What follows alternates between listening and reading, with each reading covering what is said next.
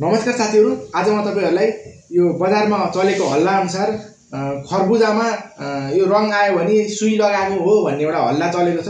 यो बारेमा म तपाईहरुलाई भन्न गइरहेको छु। यो मेरो आफ्नै घरमा आफैले नै रोपेर अर्ग्यानिक तरिकाले लगाएको खरबुजा हो। अब यसलाई म काट्न गइरहेको छु।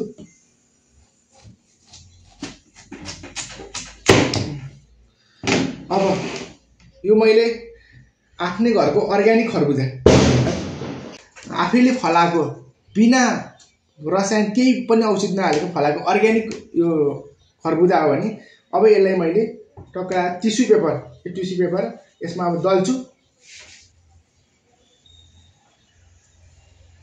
क्या कलर त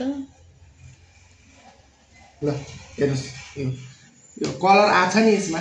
यो अर्ग्यानिक मैले आफैले फलाएको खरबुजामा पनि यस्तो कलर आउँछ। त्यसै कारणले गर्दाखेरि हामीले यसरी दल्दामा यस्तो रातो देखेर यो त सुई लगाएको हो, पिसादी हालेको भनेर भ्रम नपर्नुस्। मजाले खानुस्। किसानहरूले एउटा दुईटा डल्लामा पो सुई लगाउने हो त। यो हजारौं बारीमा भएको डल्लामा सुई लगाउन भ्याउनु हुन्न, सुई लगाउनु हुँदैन। त्यो सुई लगाएर साध्य पनि छैन है। त्यसै कारणले गर्दाखेरि यस्तो यो टिस्यु पेपरमा वा कपासमा यसरी रातो आउँदैमा कलर आउँदैमा तपाईको यो विषादी हाले हुँदैन है। हालेर विषादी हालेको हुँदैन।